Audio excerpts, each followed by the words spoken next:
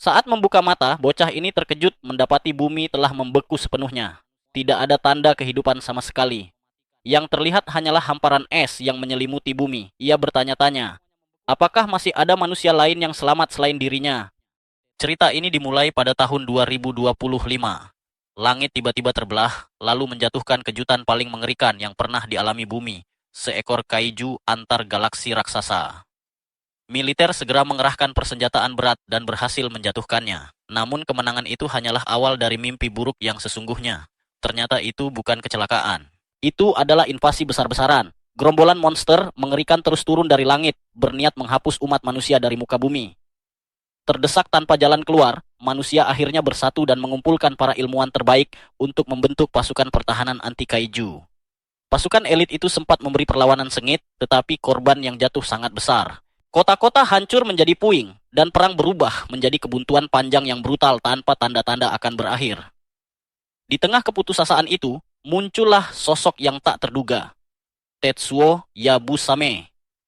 Saat anak-anak lain bersemangat membicarakan kemunculan kaiju, Tetsuo justru duduk tenang membaca buku. Ia tak peduli pada kekacauan dunia maupun permainan teman-teman sekelasnya. Ia tampak seperti anak biasa, penyendiri, dan tidak menonjol. Namun semuanya berubah ketika di jalanan kota, sebuah robot besar berbentuk telur membuat keributan. Robot itu bernama Yukio, dijuluki Snowman. Dengan lantang, ia menuntut hak-hak robot dan menolak diperlakukan sebagai senjata sekali pakai. Penciptanya yang gila berencana menjadikan Yukio drone, pengorbanan raksasa untuk menghancurkan kaiju. Para petinggi menyukai rencana kejam itu, mengabaikan perasaan sang mesin. Tapi Yukio berteriak menolak takdir tersebut. Di tengah kerumunan, Tetsuo kecil mendengar semuanya. Matanya dipenuhi rasa iba dan ngeri. Tiba-tiba alarm berbunyi.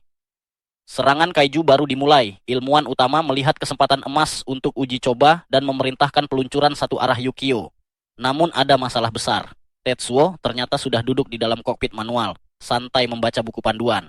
Para ilmuwan panik, mengendalikan robot sebesar itu secara manual, nyaris mustahil, dan dibutuhkan seorang jenius hanya untuk membuatnya berjalan. Di luar, Yukio memohon agar misi dibatalkan, tapi di dalam kokpit Tetsuo menatap serius ke depan. Tenang, Yukio, aku tidak akan membiarkanmu mati. Mengabaikan teriakan para ilmuwan, ia menyalakan mesin. Dalam semburan api yang menyilaukan, robot raksasa itu benar-benar terbang. Semua orang terpaku. Anak kecil itu ternyata seorang jenius. Tetsuo dan Yukio melesat ke medan perang, dan keajaiban pun terjadi. Bocah berusia 9 tahun, itu sendirian mengalahkan seekor kaiju. Dalam semalam, Tetsuo dan Yukio menjadi pahlawan dunia. Yukio menangis bahagia karena ia tak lagi dianggap bom sekali pakai. Namun bagi Tetsuo, sorotan publik justru menjadi mimpi buruk. Ia bisa membelah monster tanpa ragu, tetapi tatapan orang-orang membuatnya sangat cemas.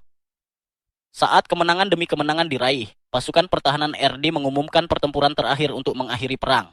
10 tahun berlalu. Kini di kedalaman luar angkasa, di atas kapal perang raksasa, Tetsuo telah berusia 19 tahun. Tapi alih-alih mempersiapkan diri menghadapi kiamat, ia justru sibuk mempelajari buku aneh berjudul Panduan Cara Mendapatkan Teman. Alarm memanggilnya ke pertempuran. Saat melayang di lorong tanpa gravitasi, para mekanik menyemangatinya. Namun bukannya menjawab keren, Tetsuo malah gagap, salah bicara, lalu kabur terburu-buru. Ia mungkin penyelamat umat manusia, tapi dalam urusan sosial ia benar-benar kacau. Tetsuo lalu meluncur ke kehampaan angkasa dan bertemu kembali dengan partner lamanya. Yukio kini telah berevolusi menjadi bentuk pamungkas. Tubuh ramping mematikan dengan wajah seperti tengkorak. Begitu bertemu, Yukio langsung mengejek Tetsuo karena lagi-lagi menghindari interaksi manusia. Tetsuo panik setengah mati. Ia terus mengeluh karena mempermalukan diri di depan para mekanik. Ia bahkan terobsesi mengikuti 777 aturan persahabatan sejati dari bukunya. Lalu Kapten Miss masuk melalui komunikasi. Ia menjelaskan rencana terakhir umat manusia. Mereka harus menerobos pusat gerombolan kaiju menjadi umpan, lalu menembakkan infinity laser senjata yang dapat memusnahkan segala sesuatu dalam radius 100 km. Itu sama saja dengan misi bunuh diri. Namun mereka menerima tugas tersebut. Begitu komunikasi terputus, Tetsuo kembali panik. Ia memegangi kepala karena tadi tanpa sengaja menjawab, "Ahoy, bukannya siapa?" Ia meratap, merasa hidupnya gagal total.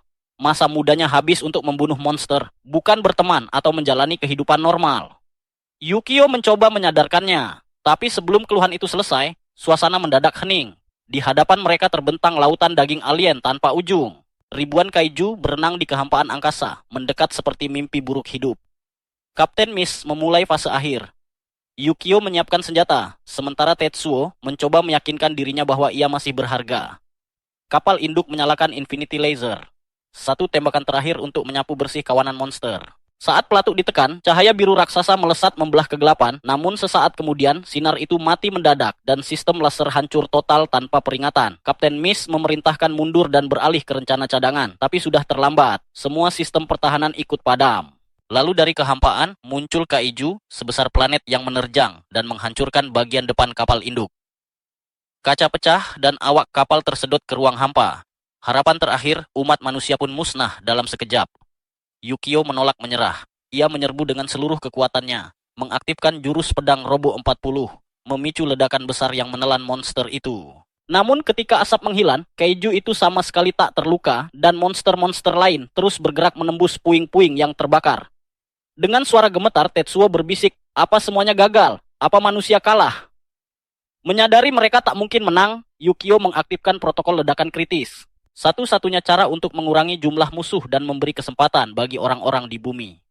Namun reaksi Tetsuo justru mengejutkan. Ia tidak berteriak, tidak menangis dan tidak panik. Ia hanya duduk tenang sambil memeluk buku panduannya, lalu tertawa pahit. Ia mengejek dirinya sendiri karena akan mati sebagai penyendiri, tanpa pernah memiliki satupun teman manusia. Namun ia menatap Yukio dan berkata pelan, "Selama mereka menghadapi akhir ini bersama, ia tak takut." Saat hitung mundur bergema di kokpit, Yukio bertanya apakah ia punya penyesalan terakhir. Tetsuo hanya tersenyum, menutup mata, dan menunggu akhir dengan damai. Dalam detik-detik sunyi itu, seluruh hidupnya terlintas kembali.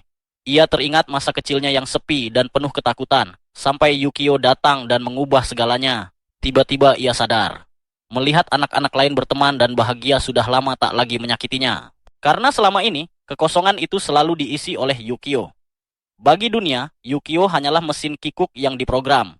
Namun bagi Tetsuo, ia adalah partner sejati, sahabat satu-satunya, sosok yang tak pernah meninggalkannya, bahkan saat perang menjadi gelap. Hati Tetsuo dipenuhi rasa syukur. Ia siap mati bersama sahabat terbaiknya. Namun tepat saat kedamaian itu menyelimuti mereka, sesuatu menghancurkan ketenangan tersebut. Tetsuo menyadari ada sesuatu yang salah. Yukio tidak menatapnya dengan wajah perpisahan yang tenang. Sebaliknya, robot itu memandang balik dengan sorot mata penuh duka yang begitu dalam, seolah menyimpan rahasia mengerikan yang terlalu berat untuk diucapkan. Tiba-tiba, seluruh layar di kokpit menyala merah darah. Alarm meraung memekakkan telinga. Saat itu juga, Tetsuo paham, ia telah diperdaya. Yukio sudah merencanakan semuanya. Dalam keterkejutan yang melumpuhkan, ia hanya bisa menatap ketika robot itu akhirnya mengungkap dosa terbesarnya. Dengan suara berat penuh penyesalan, Yukio meminta maaf karena telah merenggut masa kecil Tetsuo, mencuri kehidupan normalnya, dan memaksanya menghabiskan masa remaja di tengah medan perang kejam yang dipenuhi darah dan kematian. Untuk menebus semua itu, Yukio mengambil keputusan terakhirnya. Ia mengaktifkan kapsul pelarian darurat. Tetsuo langsung hancur. Ia memukul kaca sekuat tenaga. Air mata mengalir deras di wajahnya. Ia berteriak histeris, memohon agar peluncuran dibatalkan. Ia menolak pergi dan meninggalkan sahabat satu-satunya itu. Namun keputusan Yukio sudah bulat. Dengan satu gerakan tegas, ia melontarkan kapsul itu keluar, mengirim Tetsuo menjauh ke kehampaan luar angkasa yang dingin dan tanpa akhir. Semakin jauh kapsul itu melayang, Tetsuo yang terisak menjeritkan janji terakhirnya. Ia bersumpah akan tetap hidup. Ia bersumpah akan memiliki 100 teman, seperti yang selalu diinginkan Yukio. Mendengar kata-kata itu, robot tersebut memperlihatkan senyum lega yang begitu tulus. Dan sesaat kemudian, ledakan cahaya dahsyat meledak bagai kiamat. Gelombang energi raksasa menyapu segalanya, memusnahkan seluruh gerombolan kaiju dalam satu pengorbanan legendaris yang tak akan pernah terlupakan. Lalu semuanya gelap dan sangat sunyi. Sampai akhirnya, suara otomatis tanpa emosi memecah kegelapan. Mode tidur beku dinonaktifkan, pendaratan berhasil di tujuan. Saat Tetsuo terbangun, tubuhnya kaku dan lemas di dalam kapsul sempit yang sesak. Dengan tangan gemetar, ia mengusap lapisan es di monitor untuk memeriksa catatan penerbangan, dan saat itulah kenyataan lain datang. Ia benar-benar telah kembali ke bumi. Ia mendarat darurat di Jepang.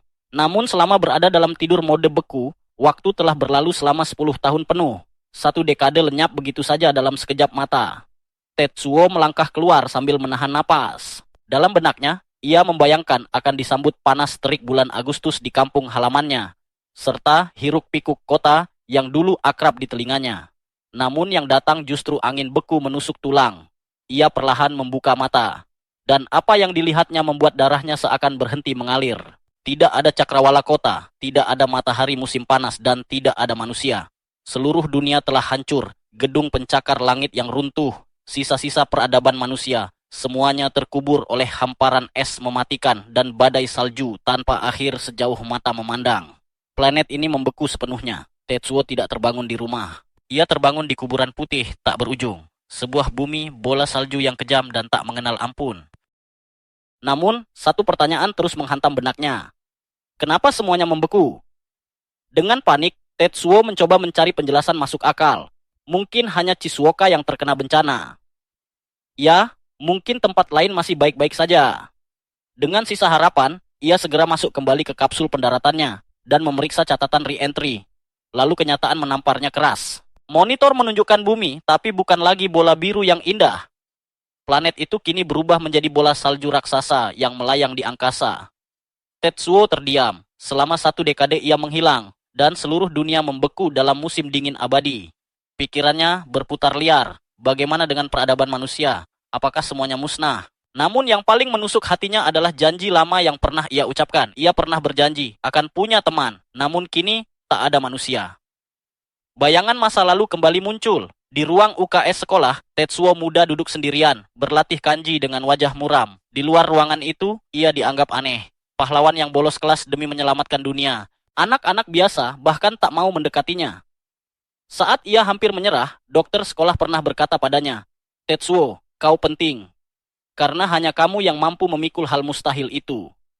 Seorang anak kesepian yang menanggung berat seluruh dunia. 22 jam kemudian, Tetsuo kelelahan dan hampir kehabisan tenaga. Ia membuka ruang penyimpanan kapsul untuk mencari makanan darurat. Namun yang ia temukan justru sebuah rekaman video rusak milik Yukio. Suara mecha itu terdengar parau. Ia tidak bermimpi soal kejayaan atau bahan bakar mahal. Harapan terakhirnya sederhana, agar pilotnya pulang, menjalani hidup biasa yang bahagia, dan punya banyak teman. Mendengar suara sahabatnya yang telah mati membuat hati Tetsuo hancur, tapi sekaligus menyalakan api baru dalam dirinya. Ia menghapus air mata, mengenakan jaket, mengambil perlengkapan, lalu melangkah keluar ke padang es. Tujuannya jelas, yakni ia akan mencari teman, kalau perlu ia gali mereka dari bawah es. Berbekal buku keramat berjudul Teman Sejati dalam 777 Langkah. Karya Profesor Lonely Ewoki, ia membaca aturan pertama, keluar dari rumah. Maka kapsul itu ia jadikan markas, lalu mulai menjelajah mencari penyintas. Tak lama kemudian, ia melihat seseorang duduk diam di sebuah excavator mini. Dengan semangat seperti anjing emas yang melihat pemiliknya, Tetsuo berlari mendekat. Namun saat ia menepuk orang itu, lengannya patah dan jatuh seperti es batu. Orang itu telah lama mati membeku. Dengan sedih Tetsuo menunduk memberi hormat. Tapi saat ia menyalakan mesin ekskavator itu, mesinnya hidup. Matanya berbinar karena baru saja mendapat kendaraan baru. Dengan gembira, ia mengendarai alat berat kecil itu hingga sampai di tepi kawah raksasa yang menganga gelap. Menurut teorinya, jika permukaan bumi membeku, manusia pasti berlindung di bawah tanah. Ia menarik napas, bersiap berteriak memanggil calon teman pertamanya. Namun rasa canggung sosial menghantamnya seketika. Ia meringkuk malu di atas es, yakin bahkan anjing liar pun tak mau berteman dengannya. Saat itulah bayangan besar jatuh menutupi tubuhnya. Ia menoleh. Seekor monster ikan jelek luar biasa berdiri di belakangnya, kaiju antar galaksi. Ternyata makhluk-makhluk itu juga sampai ke bumi. Tetsuo panik total. Melawan monster luar angkasa dengan ekskavator mini jelas ide buruk. Ia langsung mundur, tapi tepian es runtuh. Ia jatuh ke jurang gelap gulita. Ketika sadar, ia berada di dasar kawah. Tubuhnya sakit, tapi masih hidup. Lalu ia melihat sekeliling. Jalanan membatu dalam es. Lampu kota terjebak dalam gletser. Sebuah kota manusia utuh, terkubur dalam makam dingin dan air matanya hampir jatuh. Namun ia tak patah semangat. Ia naik kembali ke ekskavator kuningnya. Dunia boleh membeku, namun misi mencari teman tetap berjalan. Tiba-tiba sang kaiju muncul kembali dari balik es. Liurnya menetes rakus. Mata Tetsuo langsung menajam. Anak penakut itu seolah telah lenyap, digantikan sosok pilot veteran yang kembali bangkit. Tanpa ragu ia menyerbu. mengayunkan bucket ekskavator seperti tongkat baseball. Namun hantaman keras itu hanya memantul dari kulit monster yang keras membatu. Tetsuo segera mundur, memaksa dirinya tenang dan menganalisis. Serangan monster selalu lurus ke depan. Makhluk itu jelas ingin menelannya utuh. Jika tak punya senjata, maka ia harus membuat senjata sendiri. Saat Kaiju membuka mulut lebar untuk serangan terakhir, kata-kata sang dokter kembali terngiang di kepalanya. Kau penting karena kau pembunuh Kaiju. Dengan seluruh tenaga yang tersisa, Tetsuo mencabut bucket dari lengan hidrolik ekskavator, lalu mengubahnya menjadi tombak logam raksasa. Dalam satu teriakan, ia menusukkannya lurus ke tenggorokan monster hingga menembus otaknya. Itulah darah pertama yang tumpah di bumi bola salju. Ketika debu mulai mereda, muncullah sekelompok pemulung aneh dari kejauhan. Ada Iski, pria besar bermata satu dengan penutup mata. Ada Ao, gadis berambut perak dengan tatapan tenang. Dan ada Makoto, anak kecil yang bersembunyi di balik hoodie kuning kebesaran. Mereka menatap bangkai Kaiju dengan mata berbinar. Bagi mereka, itu bukan monster, melainkan harta karun hidup.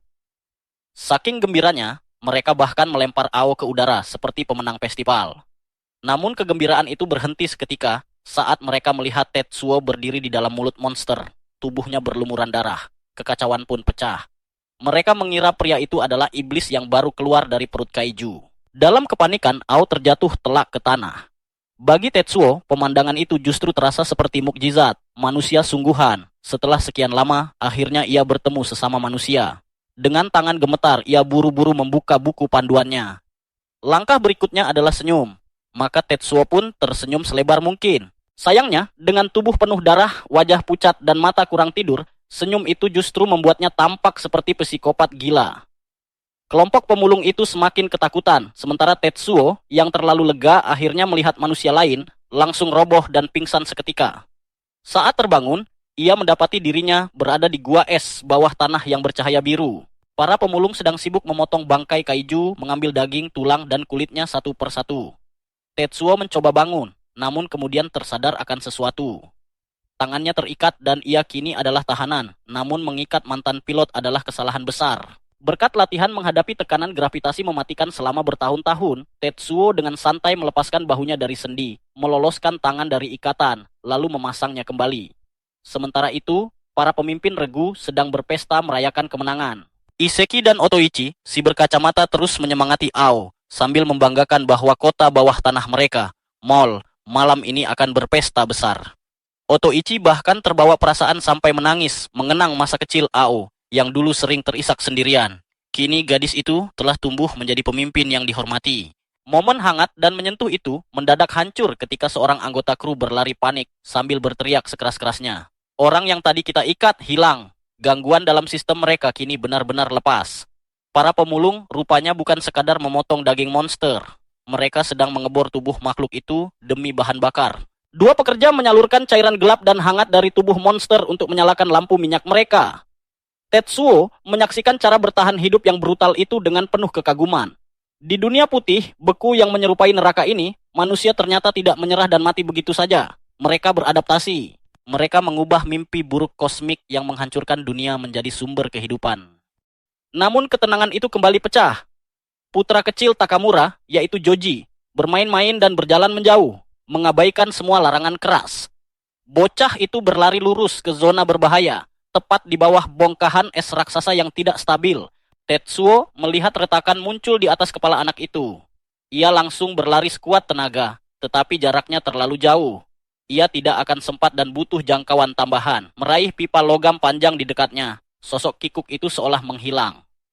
Yang muncul adalah veteran pilot mecha sejati. Dengan naluri tempur yang tertanam dalam tubuhnya, ia menyalurkan insting bertarung robot raksasa ke gerakan manusia biasa. Teknik pedang, satu tebasan ala robot pun dilepaskan. Bongkahan es mematikan itu hancur berkeping-keping, tepat sesaat sebelum menimpa Joji. Takamura segera datang memarahi putranya yang menangis keras karena rasa lega bercampur marah. Setelah itu, ia menoleh kepada Tetsuo. Suasana tampak mulai tenang, sampai dua pekerja berkacamata saling berpandangan. Kami kenal semua orang di mall, tapi belum pernah melihatmu. Tubuh Tetsuo langsung membeku. Pikirannya panik, teringat aturan nomor 3 dalam bukunya, yakni, perkenalkan dirimu. Kecemasan sosialnya memuncak. Ia gagap, berkeringat dingin, dan tak mampu menyusun kalimat dengan benar. Para kru mulai mengepungnya dengan tatapan curiga. Namun Takamura menghentikan semuanya dengan satu tamparan keras kepada anak buahnya. Menyuruh semuanya diam karena Tetsuo telah menyelamatkan anaknya. Pria besar dan menakutkan itu melangkah maju, lalu mengulurkan tangan bersarung tebalnya. Namaku Takamura.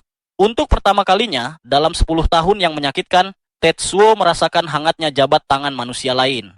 Perasaan itu begitu kuat hingga akhirnya ia mampu bicara. Takamura resmi menyambutnya ke klub bawah tanah mereka, bahkan menjanjikan steak kaiju premium jalur belakang, selama pemimpin regu yang tegas, Nishimura, tidak mengetahuinya. Namun baru saja nama itu disebut, sosok yang dimaksud muncul. Komandan berambut perak bersama Iseki yang bertubuh besar akhirnya tiba di dasar kawah. Iseki langsung menunjuk Tetsuo, ingin menangkap penyusup itu. Tetapi yang tetap tenang dan penuh perhitungan, menepisnya. Ancaman aktif terhadap Mol lebih penting, ceritanya nanti saja. Ia pun membalikkan badan untuk membantu memanen bangkai monster. Tiba-tiba, dari entah mana, seekor kaiju raksasa lain menerjang masuk ke lokasi. Dari gerak-geriknya, makhluk itu ingin merebut bangkai monster yang kalah dan juga Tetsuo.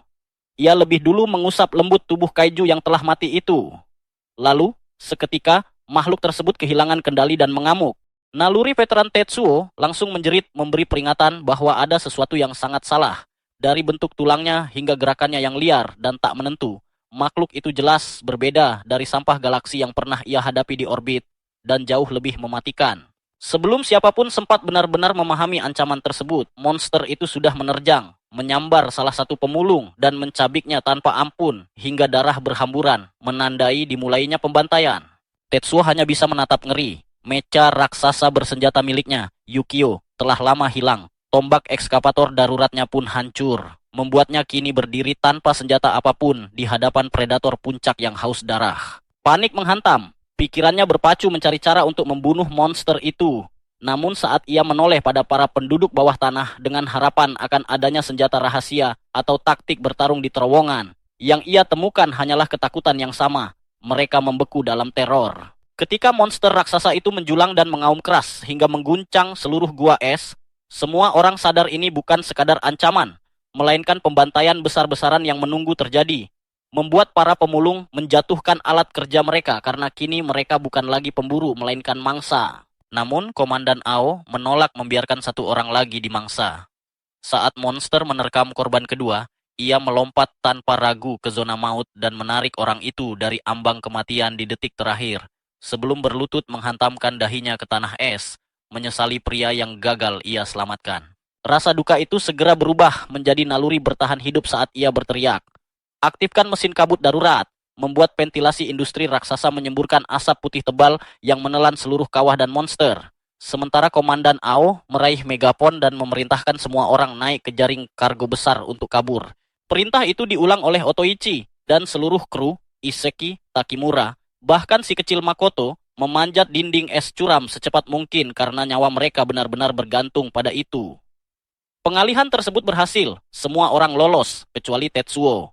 Ia berdiri sendirian di tengah kabut pekat, menatap siluet mengerikan kaiju yang kini membalas tatapannya, membuat pikirannya kacau antara naluri lamanya sebagai penyelamat umat manusia yang menyuruhnya bertarung dan kenyataan pahit bahwa ia kini hanyalah manusia tanpa senjata. Apa yang sebenarnya kulakukan? Tanpa Yukio, ia sadar melawan monster sebesar itu dengan tangan kosong sama saja bunuh diri, membuat jiwa pahlawannya berbenturan dengan tubuh rapuhnya. Maju berarti mati. Mundur berarti membiarkan mimpi buruk ini berlanjut. Di sisi lain, evakuasi berlangsung kacau saat Takimura memeluk anaknya sambil berteriak agar Tetsuo berhenti menjadi pahlawan dan segera lari. Namun Tetsuo tidak mendengarkan.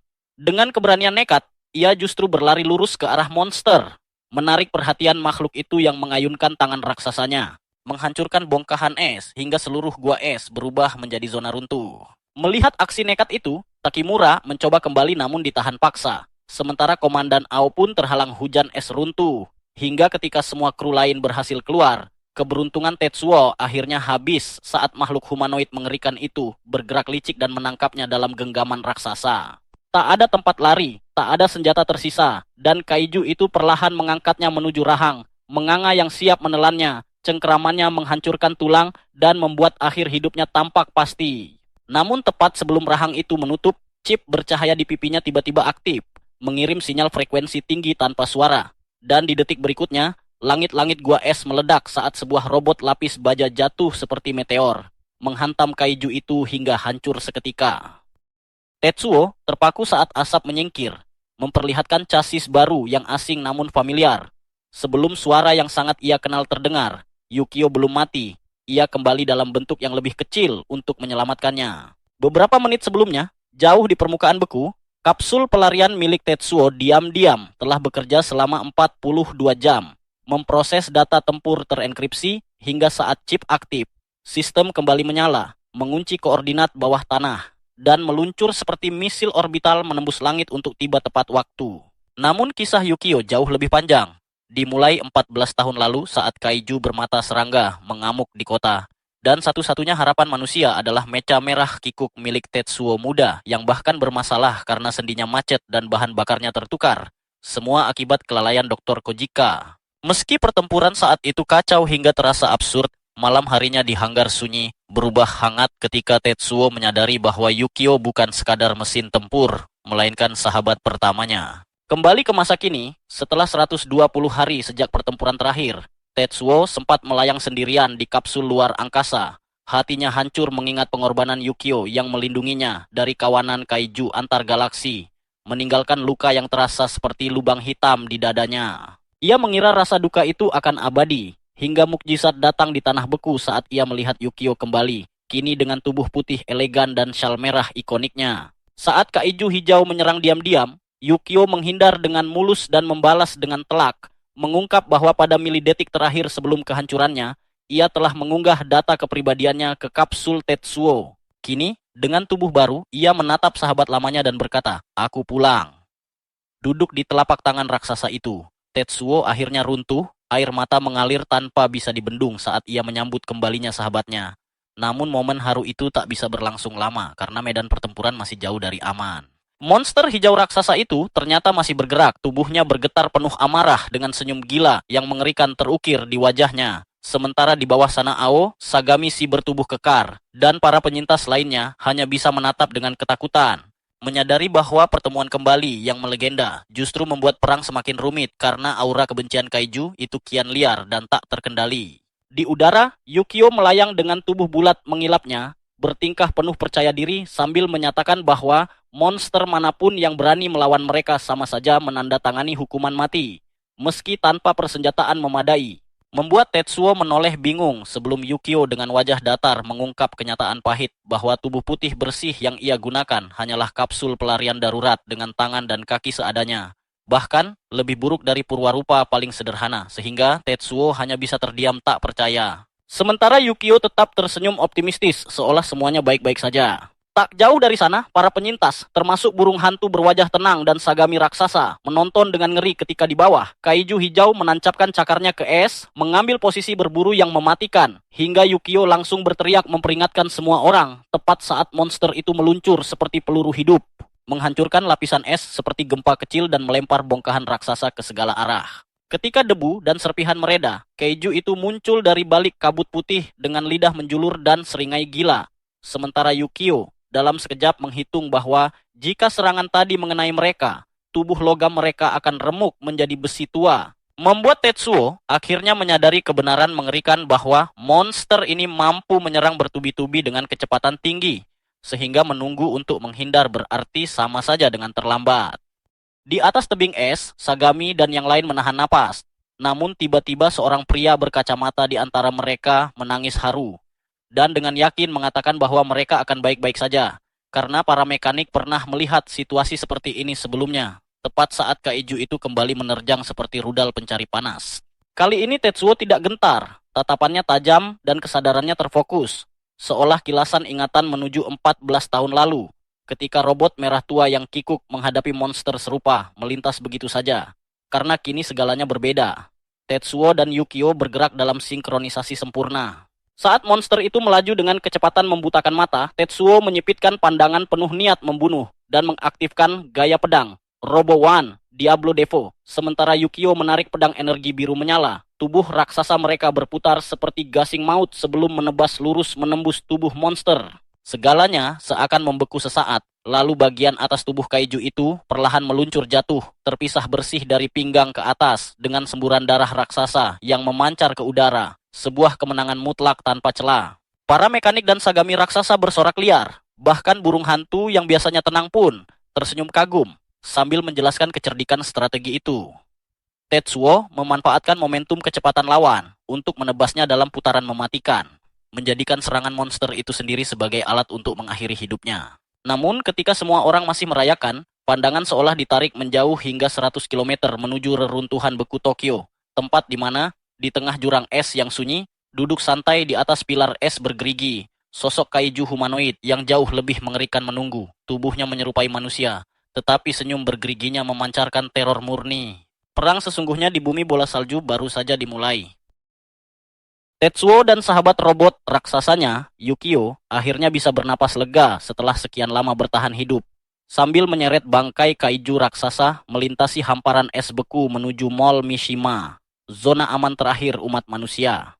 Tetsuo begitu bersemangat membayangkan kembali ke peradaban, sementara Au yang berambut perak duduk santai di atas tumpukan barang bawaan. Namun kenyataan menghantam hati Tetsuo dengan keras. Dalam waktu 10 tahun, bumi telah berubah menjadi bola salju raksasa.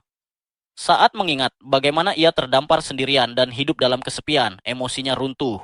Ia menangis dramatis sambil memeluk Yukio erat. "Aku sangat senang kau masih hidup," ratapnya. Yukio mencoba bersikap keras dan mengeluh karena tangisan itu terasa berlebihan. Tetapi tanpa diduga robot raksasa itu justru ikut meneteskan air mata beberapa saat kemudian. Di belakang mereka, kelompok milisi hanya bersorak gembira karena kini mereka tidak akan kelaparan lagi. Tiba-tiba, Ao muncul membawa sesuatu yang sangat berharga, sebuah kaleng nanas emas yang masih utuh. Di dunia beku seperti ini, gula hanyalah legenda, sehingga kaleng itu terasa seperti harta karun langka. Saat dibuka, aroma manisnya langsung menyebar ke udara, dan mata Ao berbinar seperti hati merah muda. Tetsuo langsung berkeringat melihat betapa berharganya benda itu. "Apakah benar aku boleh memakannya?" Ia sempat menolak, tetapi Ao gemetar menahan godaan dan, dengan suara bergetar, memerintahkannya untuk segera makan sebelum ia berubah pikiran. Ia membalikkan badan sambil menjelaskan bahwa mereka telah menyelamatkan nyawanya. Jadi ia harus membalas dengan sesuatu yang setara. Dan bagi Ao, buah kalengan itu nilainya sama dengan nyawanya sendiri. Karena tak enak menolak, Tetsuo pun menggigit sepotong nanas itu. Seketika Ao menjerit seolah jiwanya hancur. Tetsuo panik dan hendak memuntahkannya, tetapi Ao hanya meratap karena persediaan nanas dunia baru saja berkurang. Sementara Yukio dengan canggung menyarankan agar semuanya dibagi bersama. Rasa manis buah itu begitu luar biasa, hingga Ao tanpa sadar berterima kasih kepada para dewa sebelum sempat berdoa. Namun suasana mendadak berubah serius. Ternyata alasan Ao membagikan harta sucinya itu adalah untuk menyampaikan informasi penting. Ia memperkenalkan diri dengan resmi, "Aku Aonoi." Tetsuo dengan semangat membalas perkenalan itu, sementara Yukio hanya melontarkan komentar sinis. Ao lalu menatap Tetsuo dengan sangat serius. "Haruskah aku menceritakan apa yang terjadi 10 tahun lalu?" Seketika semua candaan lenyap, mata Tetsuo membesar saat misteri terbesar dunia beku mulai terungkap. 10 tahun lalu, di Jepang, hari itu bermula seperti musim panas biasa di pantai, hingga sesuatu muncul dari lautan, bukan dari luar angkasa, melainkan bangkit dari samudera. Seekor kaiju humanoid dengan senyum mengerikan muncul, diiringi bola-bola putih raksasa yang melayang di sekelilingnya. Militer mencoba bertindak, tetapi bahkan belum sempat menembakkan satu peluru pun, suhu dunia langsung turun drastis. Bola-bola putih itu menyebar ke seluruh penjuru bumi, lalu badai suhu nol mutlak menyapu segalanya. Tak ada perang heroik, tak ada perlawanan terakhir, hanya pembekuan instan yang mengubah manusia menjadi patung es dalam sekejap. Sejak hari itu, suhu bumi tak pernah naik sedikit pun. Ini bukan perang, melainkan eksekusi massal. Kembali ke masa kini, Tetsuo benar-benar terkejut. Satu kaiju saja mampu melakukan semua ini, tepat setelah dirinya pergi. Tapi bagaimana dengan RD, pasukan anti kaiju terkuat itu? Ao menjawab pahit, para pembela terbaik dunia tertangkap lengah dan musnah dalam pembekuan pertama. Namun Ao menambahkan sebuah rumor, masih ada sisa anggota RDA yang bertahan di sebuah pusat perbelanjaan dan terlibat konflik kekuasaan. Itu berarti mungkin saja Tetsuo bukan satu-satunya yang tersisa. Harapan kecil pun kembali menyala. Tak lama kemudian mereka tiba. Tersembunyi jauh di dalam ngarai es raksasa berdiri sebuah sekolah menengah pertama. Selamat datang di Mall Mishima. Tetsuo begitu bersemangat hingga kabar burung langsung menyebar di dalam. RD kembali. Kita menang perang. Namun kenyataannya hanya seorang penyelamat dan robot raksasa yang datang. Meski begitu, ratusan penyintas berlari keluar sambil bersorak menyambut mereka.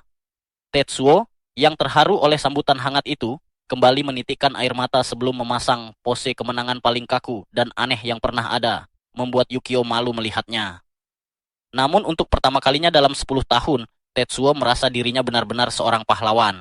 Di dalam, Ao menjelaskan bagaimana tempat itu bertahan hidup. 200 orang tinggal bersama, terdiri dari para pencari barang, para pembangun, dan para teknisi yang kini terpukau melihat Yukio serta Ao. Dengan santai, Ao bahkan mengaku bahwa dirinya adalah kepala bagian keuangan. Namun, tur hangat itu terhenti mendadak karena ternyata Ao diam-diam kabur keluar sebelumnya, membuat para tetua sangat marah. Saat itulah, pria besar bernama Takamura maju dan menawarkan diri untuk menjaga Tetsuo. Dengan tatapan serius, ia berkata, "Pertama-tama akan kutunjukkan tempat itu." Tetsuo langsung berkeringat dingin, membayangkan sesuatu yang mencurigakan. Ia mengira akan dibawa ke ruang rapat, tetapi ternyata Takamura justru menyeretnya ke pemandian air panas sungguhan. Setelah 10 tahun membeku di luar angkasa, air panas itu terasa seperti surga bagi Tetsuo. Tetapi di balik kenyamanan itu, pikirannya justru dipenuhi pertanyaan. Mengapa Mall Mishima begitu hangat sementara dunia di sekitarnya membeku tanpa salju sedikit pun? Dengan wajah dingin yang mengintimidasi, Takamura menyuruhnya menenangkan pikiran. Lalu tanpa basa-basi menjatuhkan fakta, mengejutkan bahwa di bawah Mall Mishima terkubur seekor kaiju. Mendengar itu, Tetsuo hampir meloncat keluar dari bak mandi. Namun Takamura segera menenangkannya dan memastikan bahwa makhluk itu aman, sebelum akhirnya mengatakan bahwa sudah waktunya mendengar kisah tentang sang penjinak kaiju yang menyelamatkan mereka semua.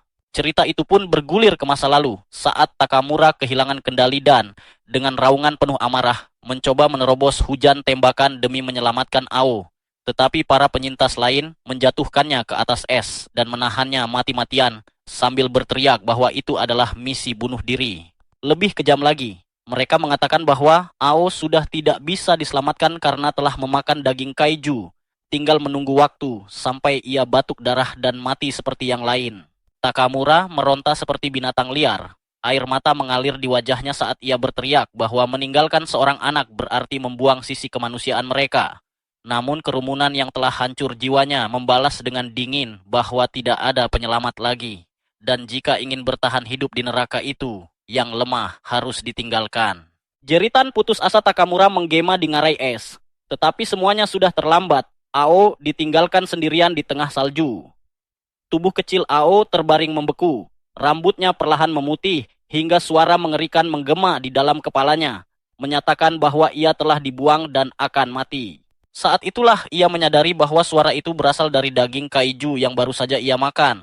Sebuah entitas asing yang menegaskan bahwa sebentar lagi ia akan dilahap dari dalam. Namun, Ao hanyalah seorang anak kecil yang, di tengah ketakutan, masih memimpikan hal-hal sederhana. Ingin mengenakan seragam kelulusan, merasakan jatuh cinta, bertanding di Olimpiade, dan menikmati pancake hangat. Bukan mati membeku dengan daging monster sebagai santapan terakhir.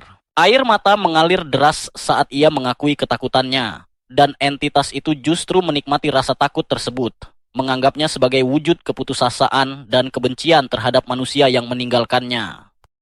Anehnya Ao menolak perasaan itu. Ia tidak membenci, justru sangat menyayangi mereka.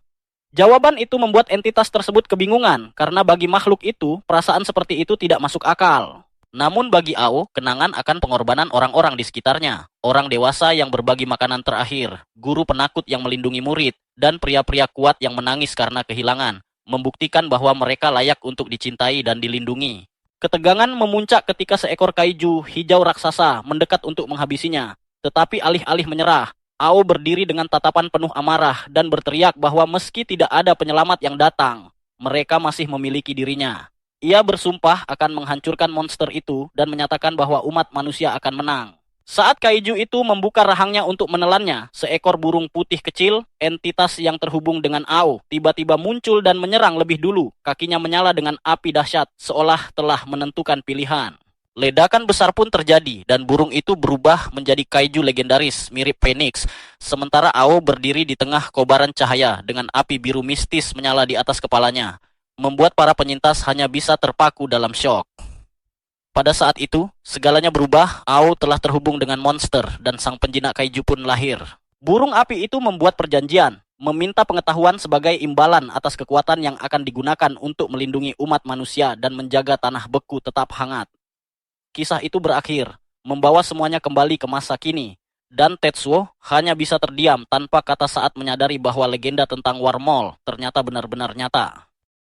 Di hamparan tandus yang membeku di Tokyo, pasukan pertahanan anti-kaiju berada dalam siaga penuh. Komandan Iseki bersama timnya, Riko dan Otoichi, sedang mengintai sosok kaiju humanoid raksasa yang mengerikan. Dia membeku di puncak Tokyo Tower. Makhluk itu tidak bergerak sedikit pun, namun menumbangkannya adalah prioritas mutlak demi menyelamatkan dunia. Masalahnya sederhana namun mematikan, dingin yang luar biasa membuat mereka mustahil mendekat tanpa sumber panas besar. Belum sempat mereka menyusun rencana matang, kaiju humanoid itu menyadari keberadaan mereka. Dalam sekejap, es di bawah kaki mereka pecah dan 3 kaiju merah raksasa berbentuk cacing menerobos keluar dari kota beku. Mereka adalah penjaga pribadi sang humanoid. Tanpa jalan mundur, Otoichi melangkah maju tanpa rasa gentar. Dengan penuh semangat, ia mengobarkan tekad sebagai perwakilan skuad RD, siap menunjukkan pada monster-monster itu seperti apa kekuatan sejati umat manusia. Sementara itu, jauh di bawah tanah, di tempat perlindungan Mall Mashima, Tetsuo dan Ao sedang meneliti sumber panas yang sangat dibutuhkan militer. Seekor kaiju burung raksasa yang menyala seperti api. Dengan santai, Ao menjelaskan asal-usul makhluk tersebut. Dahulu, ia hanyalah monster tanpa pikiran. Namun setelah terhubung dengan kesadaran Ao, ia berevolusi, memperoleh kecerdasan, dan mengambil wujud burung api. Menariknya, makhluk mengerikan ini ternyata seorang pecinta cerita. Karena seluruh energinya habis hanya untuk menjaga mall tetap hangat, ia tidak bisa bergerak. Sebagai imbalannya, ia menuntut satu hal sederhana, dibacakan cerita setiap hari. Ao menuruti permintaan itu tanpa gagal, bahkan sang burung menamai dirinya sendiri, Land of Man dari buku favoritnya. Seekor kaiju, kutu buku berapi. Di area hunian, Tetsuo menerima kabar terbaik dalam hidupnya. Seorang pria tua bernama Takimura secara resmi menerimanya menjadi bagian dari keluarga Takamura. Kebahagiaan itu mendadak berubah menjadi kekacauan ketika Tetsuo tanpa sengaja melihat putri Takimura, Hagane, dalam keadaan setengah berpakaian. Amarah langsung meledak. Hagane mengangkat kunci Inggris besar, mengancam akan menghancurkan ingatan Tetsuo. Otaknya langsung shutdown, dan ia pun pingsan seketika. Saat terbangun, suasana berubah. Hagane bersikap lembut, mengipasinya dan memberikan surat dari ayahnya.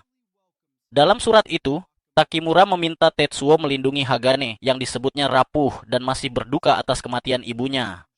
Namun begitu memahami maksud sebenarnya, senyum licik muncul di wajah Hagane. Ia sadar kini memiliki pelindung kuat yang bisa ia manfaatkan kapan saja. Tanpa membuang waktu, ia menyeret Tetsuo berkeliling mall, hingga akhirnya membawa ke tempat favoritnya, laboratorium rahasia milik mendiang ibunya. Dengan bangga, ia memperlihatkan ciptaannya, seekor robot kura-kura kecil yang menggemaskan. Namun ternyata itu bukan tujuan utama. Ia membuka sebuah proyek misterius dan meminta pendapat Tetsuo. Apakah alat itu benar-benar berguna? Kembali ke medan beku, Komandan Iseki, Riko, dan Otoichi berhasil kabur dengan cara yang tak masuk akal, menunggangi bola mata kaiju yang terputus.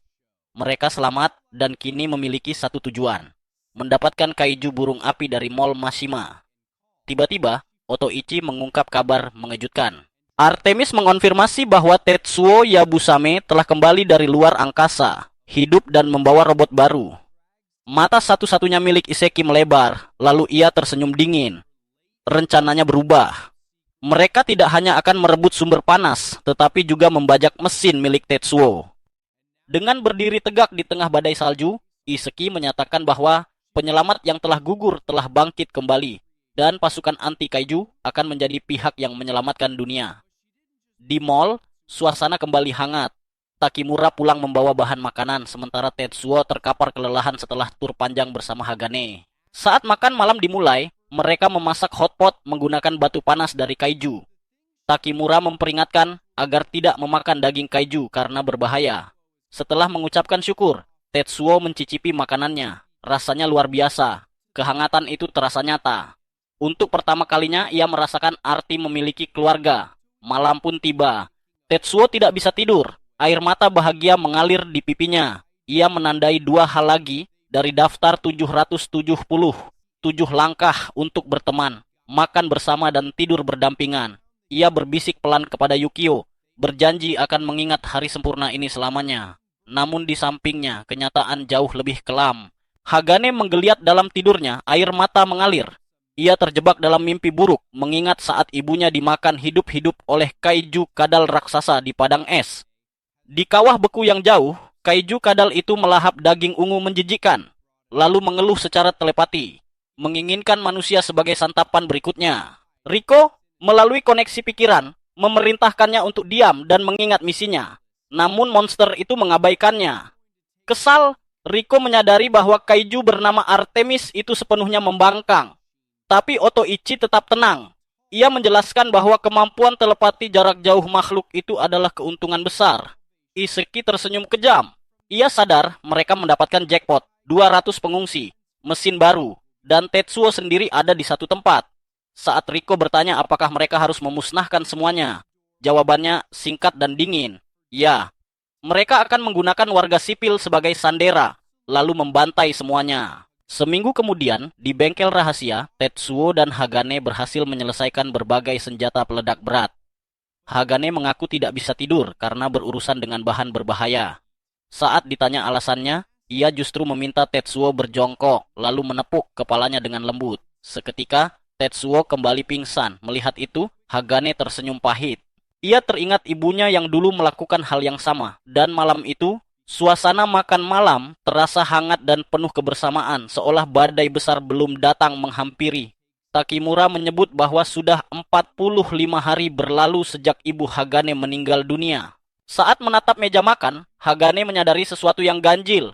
Tetsuo kini duduk di kursi milik ibunya yang kosong. Aneh, namun terasa begitu wajar, seolah kehangatan lama masih tersisa di sana.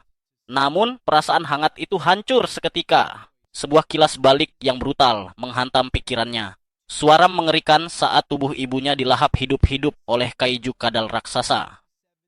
Malam itu, Tetsuo terbangun untuk ke kamar mandi, tetapi matanya menangkap sesuatu di tempat tidurnya, sebuah surat.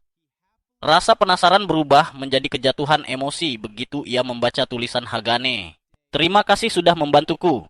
Ibuku dibunuh oleh kaiju yang melahapnya. Di hamparan dunia beku yang sunyi, Hagane berjalan seorang diri. Ia tahu, jika yang lain mengetahui niatnya, mereka pasti akan menghentikannya. Tiba-tiba, bayangan besar menyelimuti tubuhnya. Kaiju kadal raksasa yang sama, makhluk yang merenggut nyawa ibunya, muncul diam-diam di belakangnya, rahangnya menganga lebar. Dengan suara lirih, Hagane berbisik bahwa ia memiliki firasat buruk. Ia berdiri terpaku di tengah dinginnya es, menatap langsung ke dalam mulut monster yang telah menghancurkan hidupnya. Air liur makhluk itu menetes, mengira telah menemukan santapan mudah. Namun mereka salah, Hagane bukanlah korban melainkan umpan.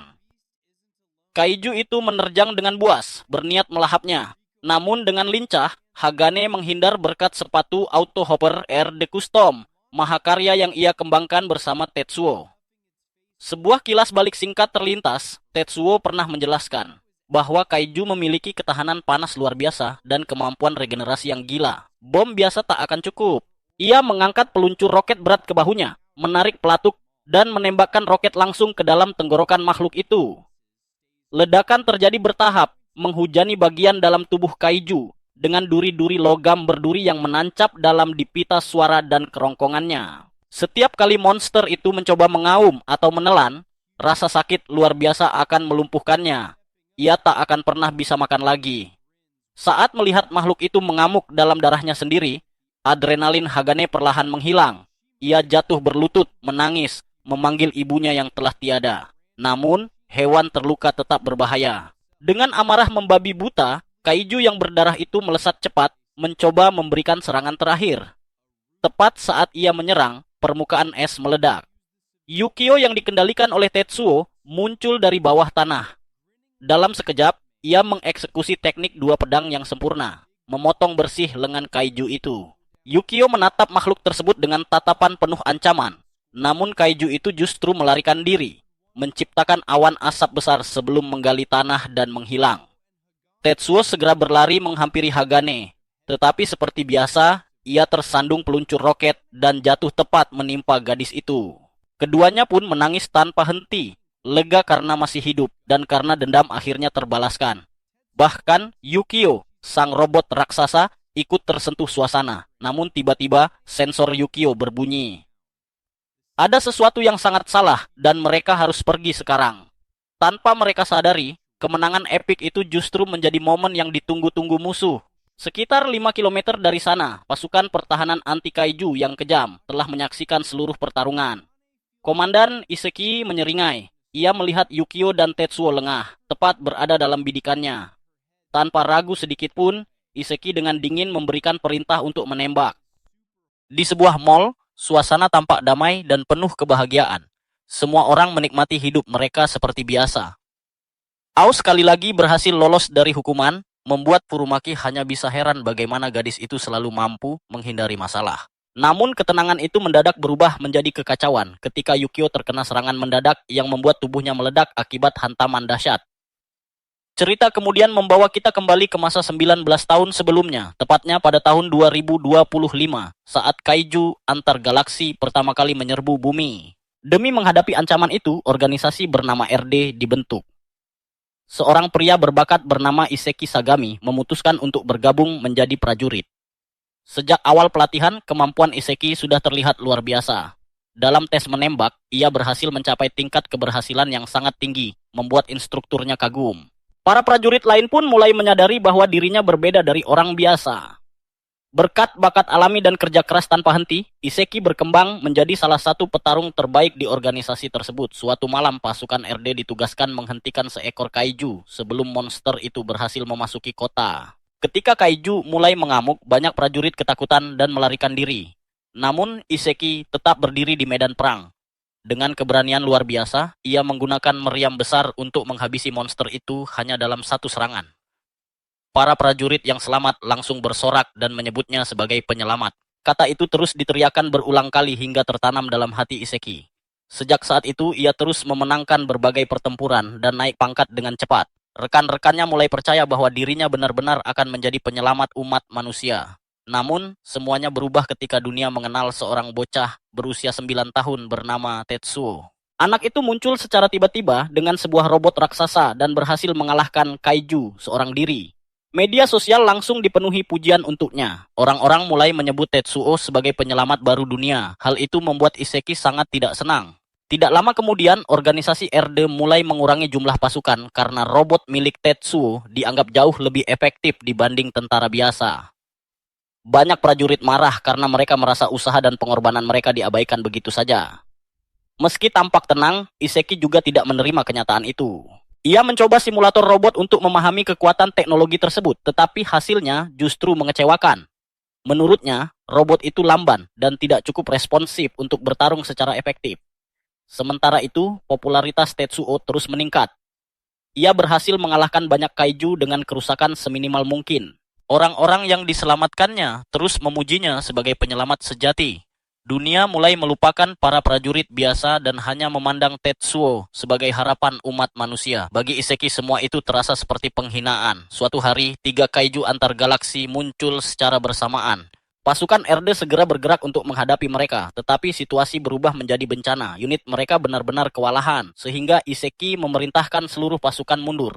Saat semua orang melarikan diri, Iseki justru maju sendirian melawan monster itu.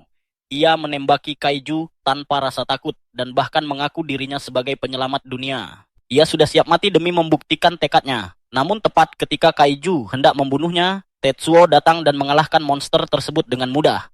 Melihat itu, kebencian Iseki kepada Tetsuo semakin besar. Ia bahkan mengarahkan senjatanya ke arah bocah itu, tetapi pelurunya sudah habis. Sejak saat itu, Iseki memutuskan untuk memperoleh kekuasaan sebesar mungkin agar bisa menyingkirkan Tetsuo. Ia terus naik pangkat dengan kecepatan luar biasa. Setelah memiliki pengaruh besar di dalam organisasi, Iseki mulai menjalankan rencananya.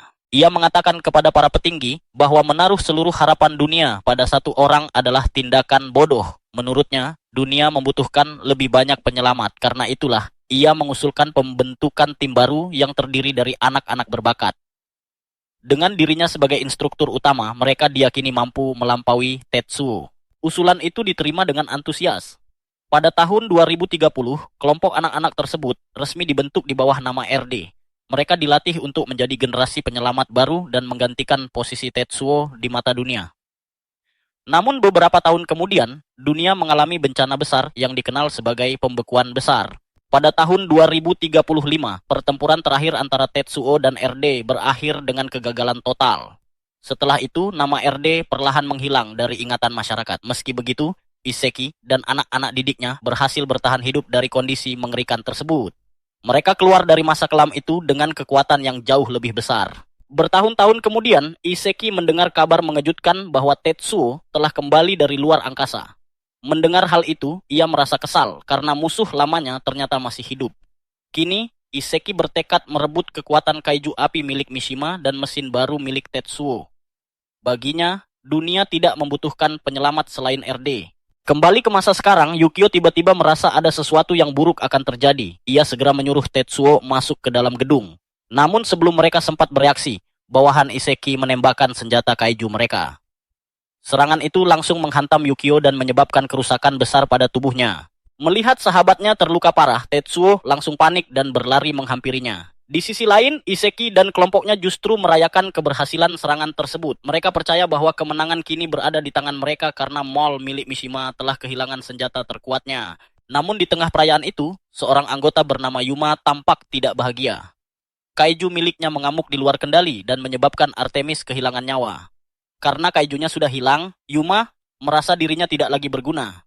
Tetapi, Iseki menenangkan gadis itu dan mengatakan bahwa ia cukup berdiri di belakangnya saja. Dengan kata-kata penuh pengaruh, ia kembali meyakinkan semua orang bahwa RD adalah harapan sejati dunia. Ia bahkan bersumpah akan membunuh Tetsuo dengan tangannya sendiri. Seluruh tim langsung bersorak penuh semangat. Iseki kemudian mengejek Tetsuo, membayangkan musuhnya itu sedang menangis melihat robotnya hancur, namun ternyata ia salah besar. Tiba-tiba, Tetsuo dan Yukio muncul kembali dalam keadaan siap bertarung. Dengan serangan cepat, mereka langsung memotong tanduk kaiju rusa milik musuh dan memberikan kerusakan besar. Melihat itu, Iseki benar-benar terkejut karena mereka mampu pulih jauh lebih cepat dari yang ia bayangkan. Yukio terkejut saat melihat ada 3 manusia berdiri di atas tubuh kaiju musuh. Ia sadar bahwa dirinya harus membunuh kaiju. Itu tanpa melukai orang-orang yang ada di atasnya. Meski hanya memegang 1 pedang, ia tetap menggunakan teknik 6 pedangnya dan langsung menyerang. Di sisi lain, sang kolonel segera memahami situasi yang terjadi. Ia memerintahkan Toi untuk mengirim anggota RD lainnya menuju kaiju mereka masing-masing. Pada saat yang sama, Tetsuo melancarkan serangan dahsyat, namun ia langsung terpana ketika serangannya meleset begitu saja. Salah satu kaiju menggunakan kemampuan aneh yang benar-benar mustahil. Dalam sekejap, seluruh tim menghilang begitu saja. Tetsuo sampai kehilangan kata-kata. Sejak kembali bertarung, ia sudah berkali-kali menghadapi hal di luar logika, tetapi teleportasi tetap terasa terlalu gila untuk dipercaya. Yukio juga ikut tercengang, bahkan dirinya tidak bisa menyembunyikan kekaguman terhadap kemampuan kaiju tersebut. Di tengah kekacauan itu, Iseki mendengar suara dari robot milik Yukio dan akhirnya memahami sesuatu. Kini ia sadar bahwa Yukio telah menukar tubuhnya. Sementara itu, Tetsuo mulai mempertanyakan apa arti kata mustahil. Api milik kaiju Ao saja sudah melanggar logika, jadi ia mulai bertanya-tanya bagaimana semua kekuatan ini bisa ada. Melihat kebingungan itu, Iseki mulai menjelaskan teori tentang hubungan manusia dan kaiju. Ia mengatakan bahwa banyak orang percaya manusia hanya memakai sebagian kecil kemampuan otaknya. Jika seluruh potensi otak itu dibuka, maka manusia mungkin bisa memperoleh kekuatan hiperfisik seperti teleportasi atau manipulasi api. Namun menurut Iseki, teori itu sepenuhnya salah. Ia memberi contoh sederhana. Jika sebuah penyedot debu dipasangi komputer super canggih, apakah benda itu akan berubah menjadi microwave? Tentu tidak. Perangkat lunak mungkin bisa ditingkatkan, tetapi perangkat keras tetap memiliki batas. Tubuh manusia biasa tidak akan mampu menghasilkan api atau melakukan teleportasi, seberapa hebat pun otaknya. Tetapi semuanya berubah ketika otak manusia terhubung dengan tubuh kaiju. Kaiju memiliki tubuh yang mampu berubah bentuk dan beradaptasi di segala lingkungan. Jika tubuh seperti itu digabung dengan otak manusia yang memiliki potensi tersembunyi, maka lahirlah kekuatan supernatural. Dengan kata lain, Para penjinak kaiju hanyalah otak yang membuka seluruh kemampuan tubuh kaiju mereka. Penjelasan itu membuat Tetsuo dan Yukio terkejut. Kini mereka akhirnya memahami hubungan sebenarnya antara manusia dan kaiju. Namun mereka tidak punya waktu lama untuk mencerna semuanya. Para pahlawan segera sadar bahwa mereka sudah dikepung. Hagane marah dan menuntut jawaban tentang siapa sebenarnya kelompok itu dan mengapa mereka menyerang sesama manusia. Sayangnya, sang kolonel tidak menjawab sedikit pun. Anak buahnya hanya tertawa mengejek. Saat itulah Hagane sadar bahwa identitas mereka bukan masalah utama sekarang. Yang paling penting adalah mereka sedang berada dalam situasi mematikan. Yukio bahkan sudah kehilangan setengah tubuhnya. Mereka harus menghadapi 5 kaiju dan 5 penjinak kaiju sekaligus. Situasinya terasa nyaris mustahil untuk dimenangkan. Sementara itu di Mall Mishima, Ao terlihat santai bermain dengan kursinya. Teman-temannya terus menyuruhnya serius, tetapi tiba-tiba ia melihat sesuatu yang aneh di langit malam. Kembali ke medan perang, Iseki berbicara kepada dirinya sendiri. Ia bersumpah bahwa tim RD tidak akan kalah, terutama dari Tetsuo. Ia bahkan berniat membunuh Tetsuo dengan tangannya sendiri. Karena itu, ia memutuskan mengubah rencana. Alih-alih langsung menuju Mishima, mereka akan mengerahkan seluruh kekuatan untuk menghabisi Tetsuo sekarang juga. Melihat situasi itu, Hagane mulai panik. Sementara itu, Tetsuo justru menjadi sangat tenang. Meski keadaan tampak tanpa harapan, ia tetap melakukan satu hal yang paling ia pahami. Ia mengambil posisi bertarung. Gerakan kecil dari tangan Tetsuo saat mulai mengendalikan robotnya membuat bulu kuduk Iseki merinding. Ia segera memerintahkan Otoichi untuk mengirim peringatan kepada seluruh penjinak kaiju lainnya. Itu adalah Code Orange. Otoichi terkejut karena peringatan seperti itu hampir tidak pernah digunakan, namun Iseki memaksanya untuk segera melakukannya. Dengan kemampuan kaijunya, Otoichi mengirim kartu oranye kepada seluruh anggota RD. Salah satu anggota bahkan merasa heran karena menurutnya, robot milik Tetsuo hanyalah target mudah. Ia mempertanyakan apakah kode orange benar-benar diperlukan. Namun di sisi lain, Tetsuo sudah berhenti memikirkan banyak hal. Ia hanya fokus bertarung. Para penjinak kaiju mulai memerintahkan monster mereka bergerak maju. Tetsuo bersiap menghadapi pertarungan terbesar dalam hidupnya. Tetapi tiba-tiba musuh justru berlari melewatinya. Mereka memilih mundur demi memprioritaskan misi utama. Dalam sekejap, seluruh tim RD menghilang kecuali sang kolonel. Kolonel itu menjelaskan bahwa mereka sebenarnya bisa memenangkan pertarungan. Tetapi mereka akan kehilangan setidaknya 3 kaiju. Seperti biasa, Iseki tetap tenang dan penuh perhitungan. Ia lalu bertanya apakah Tetsuo tahu kemana gerombolan kaiju mereka sedang bergerak. Para pahlawan langsung merasa ngeri ketika menyadari jawabannya. Kaiju-kaiju itu sedang menuju Mishima. Mereka diperkirakan tiba dalam 4-5 menit dan itu juga merupakan batas waktu milik Tetsuo. Tetsuo langsung sadar bahwa ia harus mengalahkan musuh yang tersisa lalu mengejar gerombolan kaiju sebelum mencapai mall. Jika gagal, semua orang di sana akan mati. Sang kolonel mulai menghitung mundur sambil mengejek bahwa Tetsuo sempat diam selama 10 detik penuh. Iseki lalu memperingatkan bahwa kehancuran akan segera datang. Mendengar itu, Yukio langsung menyerang dengan marah, namun ia terpental hanya dengan satu pukulan. Seekor monster mengerikan kini berdiri di hadapan mereka. Para pahlawan pun membeku ketakutan. Dengan dingin, Iseki memerintahkan kaiju miliknya untuk menghancurkan mereka semua. Kaiju bernama Hercules akhirnya mulai bergerak menyerang. Saat Hercules bergerak menyerang, Iseki terus melanjutkan hitung mundurnya. 10 detik lagi telah berlalu, dan ia memperingatkan bahwa waktu Tetsuo semakin sedikit. Dengan panik, Yukio mengingatkan bahwa mereka harus segera mengalahkan musuh ini, lalu menghentikan gerombolan kaiju sebelum mencapai Mishima. Kaiju baru yang muncul dari salju itu terasa berbeda dari sebelumnya.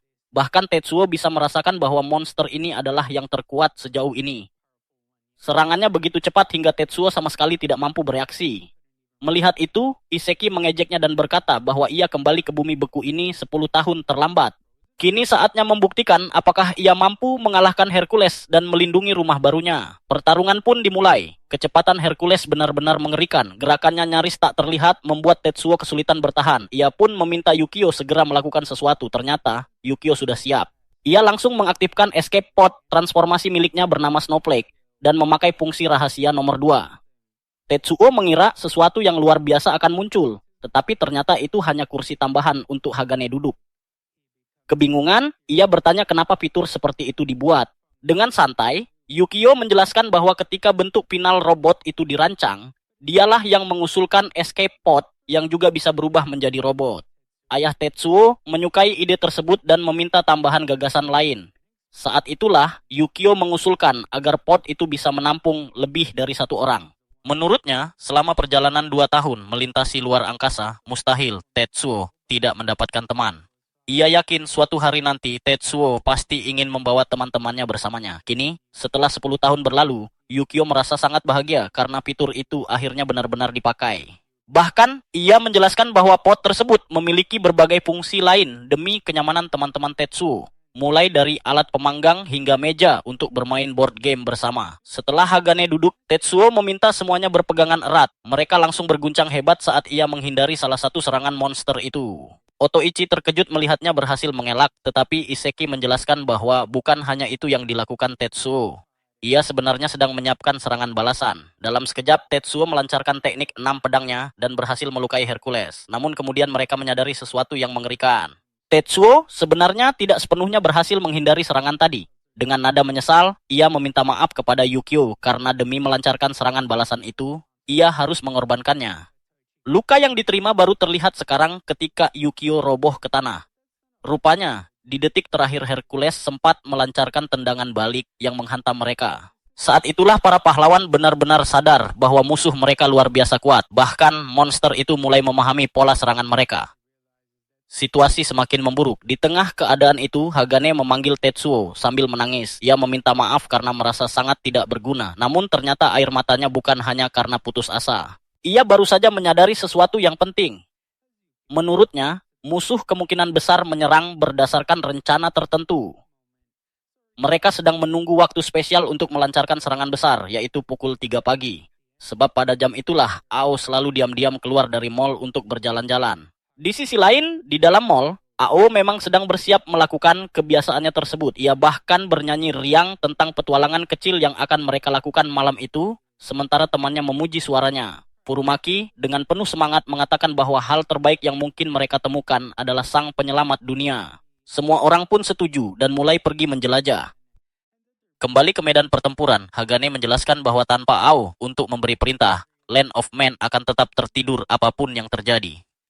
Bahkan jika musuh menyerang langsung, kaiju yang tersembunyi di bawah mall tidak akan bereaksi sama sekali. Informasi itu sangat menghancurkan bagi Tetsuo. Ia langsung sadar bahwa mereka tidak akan sempat tiba tepat waktu. Sambil mendengarkan hitung mundur yang terus berjalan, Tetsuo mulai memikirkan semuanya. Ia tahu mereka kalah kuat dan tidak mungkin mengalahkan para kaiju dengan cepat. Ia lalu mencoba memikirkan tujuan musuh, kelemahan Mishima, serta apa yang kurang dari pihak mereka. Lalu ia teringat satu hal penting. Pertarungan bukan hanya soal kekuatan, tetapi juga strategi. Akhirnya, Tetsuo menyimpulkan bahwa kemenangan mereka tidak boleh bergantung pada mengalahkan musuh. Sebaliknya, mereka harus fokus melindungi semua orang. Walau belum memiliki rencana sempurna, ia memutuskan untuk memanfaatkan semua yang mereka miliki. Karena itu, ia membuat keputusan yang mengejutkan Yukio. Ia meminta pengeras suara diaktifkan karena ingin berbicara langsung dengan sang kolonel. Ia ingin tahu tujuan sebenarnya dari serangan ini. Yukio benar-benar terdiam. Tetsuo yang dulu selalu menghindari komunikasi kini justru mencoba menyelesaikan masalah lewat percakapan. Melihat itu, Yukio sadar betapa besar perubahan yang dialami Tatua sejak tinggal di Mall Mishima. Dengan membuka hatinya kepada orang lain, ia akhirnya memperoleh keberanian untuk tidak lagi takut berhubungan dengan orang lain. Bagi Yukio, ini adalah langkah besar. Sementara hitung mundur terus berjalan, Tetsuo mulai mengumpulkan keberaniannya. Ia mengingat semua kegagalan komunikasinya di masa lalu, semua momen canggung ketika ia salah mengucapkan kata-kata. Namun kali ini berbeda, dengan dukungan penuh dari Yukio, akhirnya ia berbicara langsung kepada sang kolonel dan bertanya mengapa mereka melakukan semua ini. Semua orang terdiam karena terkejut. Sang kolonel kemudian tertawa kecil dan berkata bahwa ia dengan senang hati akan menjawab. Ia mengungkapkan bahwa organisasi PA melakukan semua ini demi menyelamatkan dunia. Varian humanoid yang menyebabkan zaman es besar ternyata masih berada di Tokyo dan mereka berniat menjadi pihak yang akan menjatuhkannya. Untuk mencapai tujuan itu, mereka membutuhkan kaiju api milik Mishima. Mendengar penjelasan tersebut, Tetsuo langsung mendapatkan ide. Tanpa ragu, ia mengusulkan sesuatu yang mengejutkan semua orang. Jika tujuan mereka sama, kenapa mereka tidak bekerja sama saja? Semua orang tercengang, bahkan sang kolonel tampak benar-benar mempertimbangkan usulan itu. Sementara itu, Yukio mulai cemas karena ia takut telah membuat kesalahan besar dengan membiarkan Tetsuo berbicara langsung kepada musuh. Sang kolonel kembali menunjukkan sisi gilanya saat emosinya meledak tanpa kendali. Dengan penuh kebencian, ia mengatakan bahwa hidup terasa tidak adil karena Tetsuo selalu menjadi pusat perhatian. Padahal menurutnya, pemuda itu sama sekali tidak pantas mendapatkannya. Bahkan, ia mengaku selalu berdoa setiap hari agar Tetsuo gagal. Baginya, keberadaan Tetsuo hanyalah penghalang yang harus disingkirkan. Ia ingin hidup pemuda itu berakhir secepat mungkin. Setelah komunikasi terputus, Tetsuo hanya terdiam dalam kegelapan. Kata-kata sang kolonel membuatnya kembali mengingat alasan kenapa ia selama ini membangun tembok besar di hatinya dan memilih menjauh dari orang lain. Namun sebelum ia sempat tenggelam dalam pikirannya, sang kolonel kembali menjentikan jari dan memerintahkan Hercules melanjutkan serangan. Monster raksasa itu langsung bergerak brutal. Dengan kecepatan luar biasa, Hercules menghantam Yukio tanpa memberi kesempatan bernapas. Serangannya datang bertubi-tubi hingga kedua pahlawan itu hanya bisa bertahan hidup. Situasi semakin buruk ketika tangki partikel milik Yukio terkena serangan. Kondisi mereka kini benar-benar berada di ambang kehancuran. Di tengah kekacauan itu, Tetsuo berteriak memanggil Yukio. Namun semuanya sudah terlambat. Hercules kembali mengayunkan serangan mematikan dan memotong tubuh Yukio sekali lagi. Dengan tubuh yang nyaris tak bisa bergerak, ia berkata lirih agar mereka tidak menangis sebelum akhirnya roboh ke tanah. Namun sang kolonel masih belum puas. Ia memerintahkan Hercules untuk terus menyerang tanpa henti dan mengakhiri hidup Tetsuo saat itu juga. Monster itu mulai menginjak-injak tubuh Yukio dengan brutal. Melihat semua itu, mental Tetsuo mulai runtuh. Ia merasa telah gagal total. Jika mereka kalah di sini, maka pasukan musuh akan mencapai Mall Mishima dan semua orang di sana akan mati. Pikiran buruk terus menghantui dirinya, termasuk percakapannya dengan sang kolonel yang membuat luka lama di hatinya kembali terbuka. Namun di tengah keputusasaan, Tetsuo memaksa dirinya untuk bangkit. Ia sadar bahwa terus tenggelam dalam rasa bersalah hanya akan menghancurkan semuanya. Kini tujuan mereka hanya satu, yaitu mencapai Mall Mishima secepat mungkin sebelum Kaiju tiba lebih dulu. Mendengar tekad itu, Yukio segera mengaktifkan Augment miliknya. Mereka melesat ke langit dengan kecepatan maksimum sambil mencoba mencapai ketinggian yang tidak bisa dijangkau oleh Hercules. Sayangnya, harapan itu langsung pupus. Dalam sekejap, Hercules berhasil menyusul mereka. Monster itu memahami rencana mereka dan langsung mengejar tanpa ragu sedikit pun. Melihat hal itu, Tetsuo mulai mempertanyakan dirinya sendiri. Apakah mereka akan kalah lagi? Apakah ia benar-benar tidak mampu mengalahkan Kaiju? Sejak kecil, ayahnya selalu mengatakan bahwa dirinya istimewa karena memiliki kemampuan membunuh kaiju. Itu satu-satunya hal yang membuat keberadaannya dianggap penting. Namun sekarang, bahkan kemampuan itu pun terasa tidak berguna. Di saat bersamaan, Iseki kembali berteriak menyuruhnya mati, sementara Hercules bersiap melancarkan serangan terakhir. Yukio yang frustrasi, akhirnya mengambil alih kendali tubuhnya sendiri untuk sesaat. Dengan sisa tenaga yang ada, ia berhasil melancarkan serangan balasan yang mengejutkan semua orang. Bahkan Tetsuo tidak percaya mereka berhasil mengenai monster itu. Meski terkena serangan saat melakukan manuver berbahaya, Yukio akhirnya berhasil membawa mereka kabur untuk sementara waktu. Setelah menjauh, ia meminta maaf kepada Tetsuo karena mengambil alih kendali. Namun justru Tetsuo yang merasa paling bersalah. Ia menatap kondisi Yukio yang sudah babak belur dan mengaku malu pada dirinya sendiri. Ia merasa tidak seharusnya mencoba melakukan komunikasi tadi. Sesaat ia sempat berpikir bahwa dirinya sudah berubah menjadi lebih baik, tetapi kini ia sadar bahwa dirinya tetap sama. Menurutnya, ia selalu menghancurkan segala sesuatu di sekitarnya. Bahkan ia mulai membenci dirinya sendiri dan berharap bisa berhenti menjadi dirinya. Mendengar itu, hati Yukio terasa sakit. Sebenarnya ia sangat bangga melihat perkembangan Tetsuo selama ini. Namun, ia kesulitan menemukan kata-kata yang tepat untuk menghiburnya. Sebaliknya, ia malah menyalahkan dirinya sendiri karena tubuhnya tidak cukup kuat untuk melawan Hercules. Ia merasa tubuhnya bahkan tidak mampu menampilkan 10% kemampuan asli Tetsuo. Keputusasaan mulai menyelimuti mereka berdua, namun tiba-tiba Hagane menggenggam tangan Tetsuo dengan tangan gemetar dan wajah penuh air mata. Ia mengaku sangat ketakutan menghadapi semua serangan tadi. Bayangan kehilangan nyawa dan kehilangan semuanya membuatnya hampir hancur. Tetapi, yang paling membuatnya sedih adalah menyadari bahwa pikiran mengerikan seperti itu ternyata selalu dipikul oleh Tetsuo selama ini. Selama hampir seluruh hidupnya, pemuda itu terus bertarung melawan kaiju.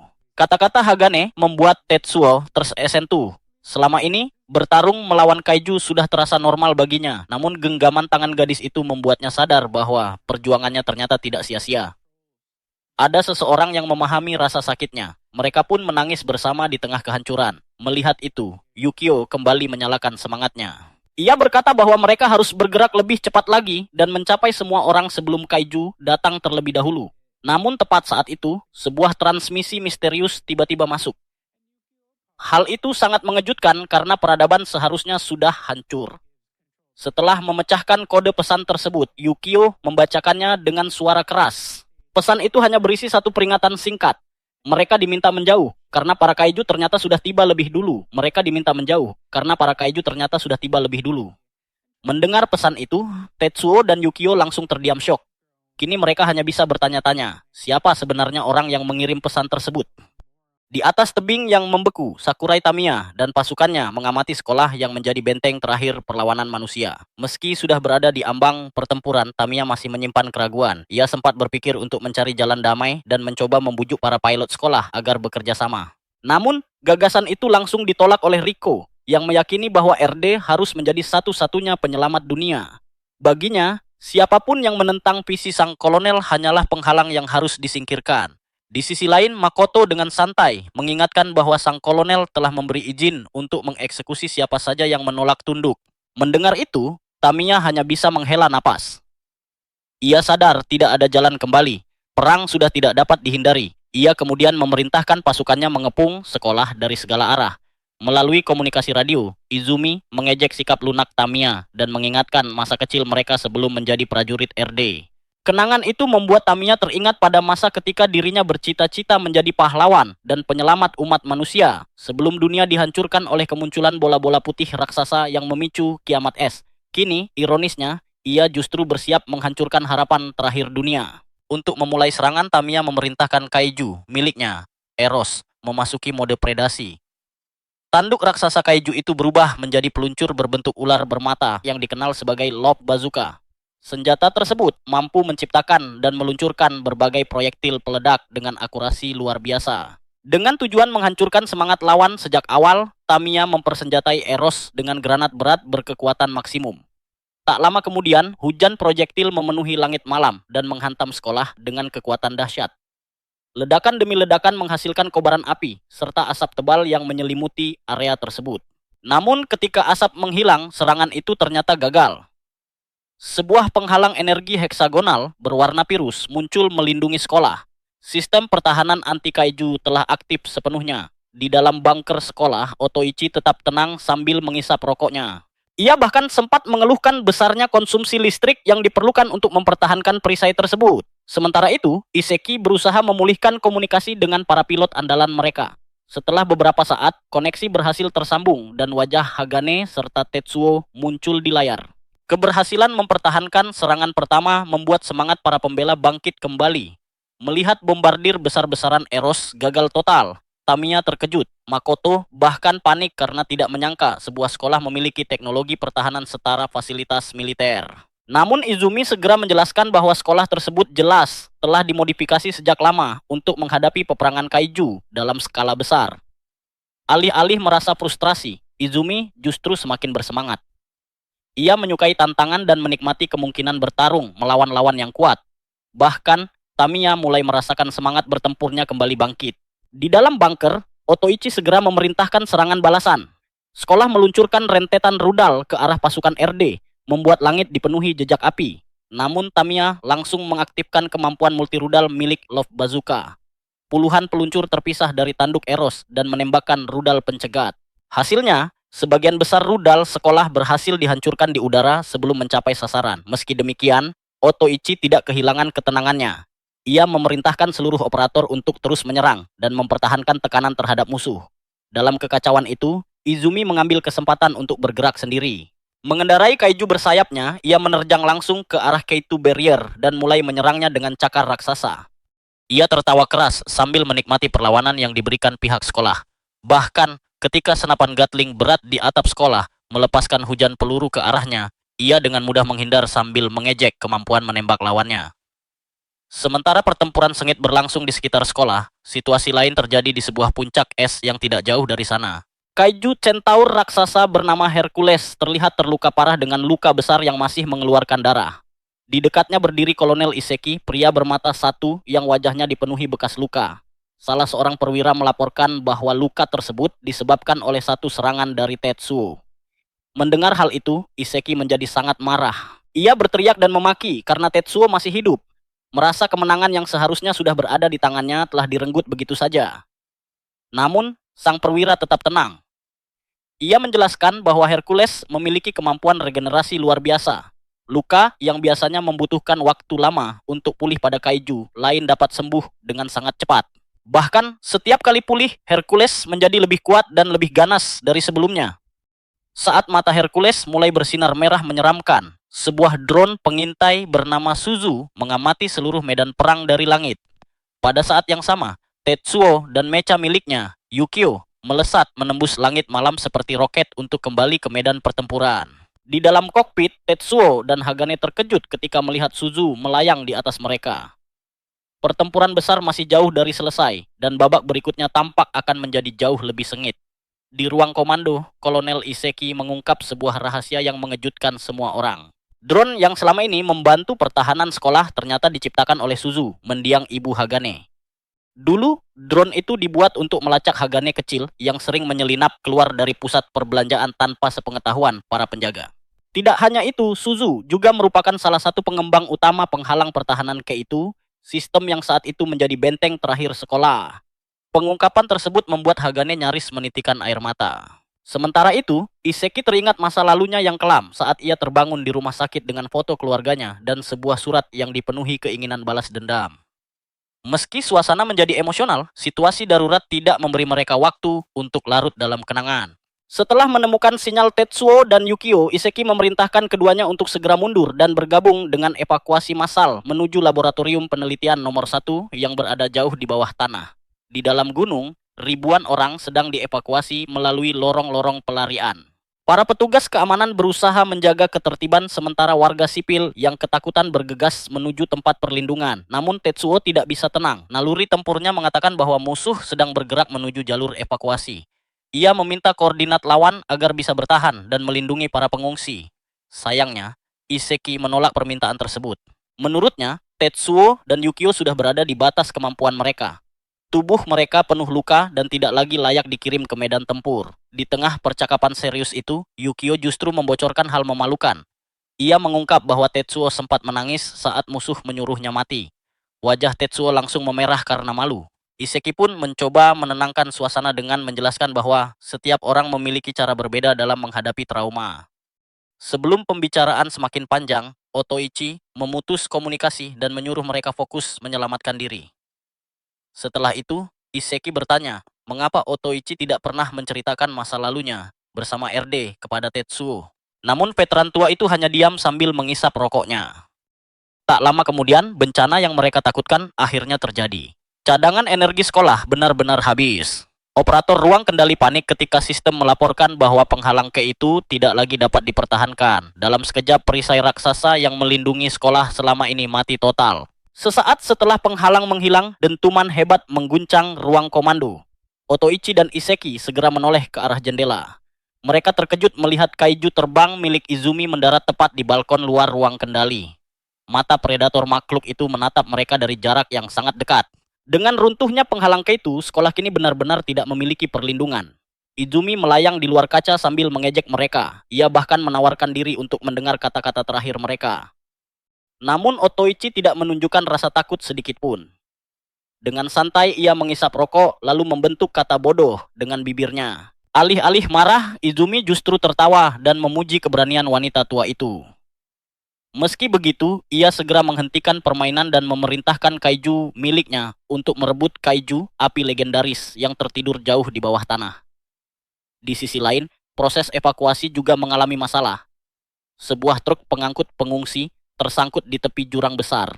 Sang sopir panik dan merasa bersalah karena menganggap dirinya menghambat penyelamatan. Namun rekannya mencoba menenangkannya. Dengan penuh harapan, ia memandang ke arah dataran es yang luas dan berkata bahwa pertolongan sedang datang. Harapan itu segera menjadi kenyataan. Di kejauhan, Ao berlari melintasi hamparan es dengan kecepatan luar biasa. Rambut peraknya berkibar diterpa angin dingin, sementara tubuhnya diselimuti aura biru yang menyala terang. Ia terus menyalahkan dirinya sendiri karena datang terlambat. Bagi Ao, kekuatannya tidak berarti apa-apa jika ia gagal melindungi rumah dan orang-orang yang berharga baginya. Dengan tekad penuh, Ao melompat tinggi ke udara lalu menghantam tanah dalam pendaratan dahsyat yang mengguncang seluruh wilayah. Kedatangannya membuat Izumi, Tamiya, dan Makoto terdiam. Mereka sadar bahwa lawan paling berbahaya akhirnya muncul di medan perang. Namun, kemunculan Ao hanyalah awal. Ia segera memanggil makhluk legendaris yang tertidur jauh di bawah tanah. Di kedalaman bumi, Riko yang sedang berusaha mencapai dan mengendalikan kaiju tersebut, tiba-tiba merasakan gelombang panas yang luar biasa. Suhu di sekitarnya meningkat drastis hingga terasa mustahil untuk ditahan. Lalu, sebuah ledakan besar mengguncang lapisan es. Tanah terbelah dan bongkahan es berterbangan ke segala arah. Dari kedalaman bumi, kaiju api legendaris akhirnya bangkit dengan kekuatan yang menggetarkan dunia. Di atas tubuh raksasa yang menyala seperti lautan api itu berdiri Ao dengan gagah, tatapannya penuh tekad dan tidak menyisakan sedikit pun keraguan. Kini, dengan kaiju legendaris di bawah kendalinya, ia siap menghadapi siapapun yang berdiri di jalannya dan membalikan keadaan dalam pertempuran yang menentukan nasib sekolah serta seluruh penghuninya.